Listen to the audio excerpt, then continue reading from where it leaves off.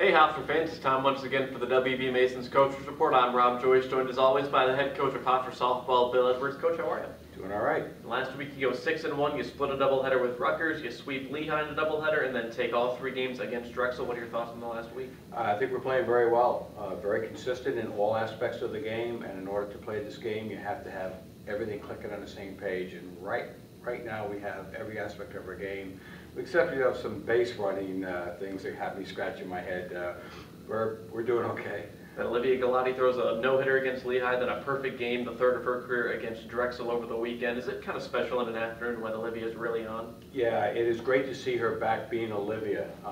You know, there were a couple weeks in there where she's coming off that ankle injury where, you know, she's had to find herself, and she's finally found herself. She's thrown the ball well. She's repeating her mechanics over and over again, and it's something that's really special to watch a pitcher throw as well as she's throwing now. It's fun.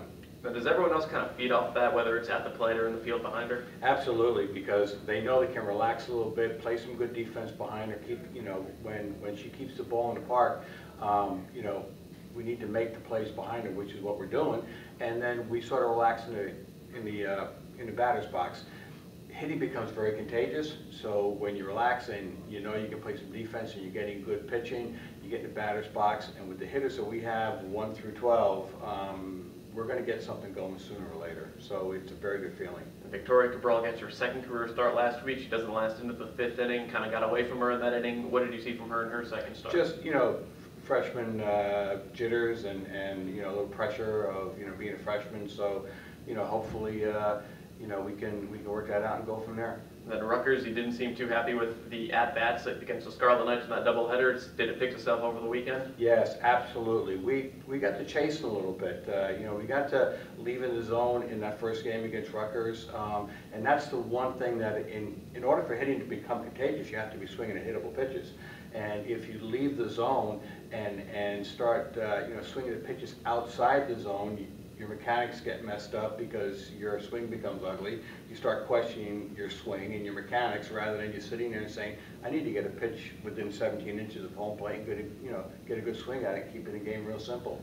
Then Tessa Ziemba, a torrid week last week, 3-4 home runs. She had multiple RBIs against Drexel. Is it for her when it's on, it's on? It is on. When it's on, it's on. And you know, she's really working the top hand real well. Real compact swing, swinging the good pitches, getting her pitch, and she's hitting a lot of balls that are outs hard, so she's loud all the time. And it's really great to see her. She's such a great kid to be around. She's exciting, got great personality, so when she, you know, hits one out of the park or hits the ball hard, you know, she just lights up the whole team with her personality too. Becca Bigler last week was hovering around 230. Now her average is up over 300. Is she back as well? Yeah, she's learning how to handle the outside a little bit. You know, Becca from time to time has little posture problems where she gets in where she wants to hit the ball to Guam, you know, and you say, okay, slow down here, just square it up and get a good swing at it. And so long as she keeps her posture where it needs to be, she can hit all areas of the zone, and I think she's beginning to find that out now, which is a good sign for Becca. And is Olivia starting to find her groove as she continues to bat more? Absolutely. There's, you know, there is something that is said about over and over again, you know, getting repetitions, getting at bats. You know, coming off the ankle injury, she didn't hit for, you know, almost a month there. And once she was, you know, once I felt confident that she was healed and could run the bases, and you know, without putting her in any, you know, further jeopardy, we started to give her more at bats, and that's exactly what you have to have is, you know, hitters getting at bats. It's like some get off to a slow start, some get off at that torch, you know, pace. You know, Olivia now is getting more at bats. She's comfortable. She knows what she's looking for. She's driving the middle of the field, which is good. So we're very confident with the way that she's hitting the ball now. Last week you had 4 non-conference games. This week you have just 1 on Thursday at home against St. John's. What do you do with 3 off days? We go back to fundamentals and work hard on our fundamentals. You know, you can never lose your fundamentals in this game. Picking up ground balls, tracking down fly balls, making sure that we're on time in the rhythm of the game, all those things that we work hard in, you know, at practice. And fundamentals is the key to this game. Once you lose your fundamentals, you start committing errors. We also work on our system. Where are we throwing the ball in different situations? What is the ball telling us what to do?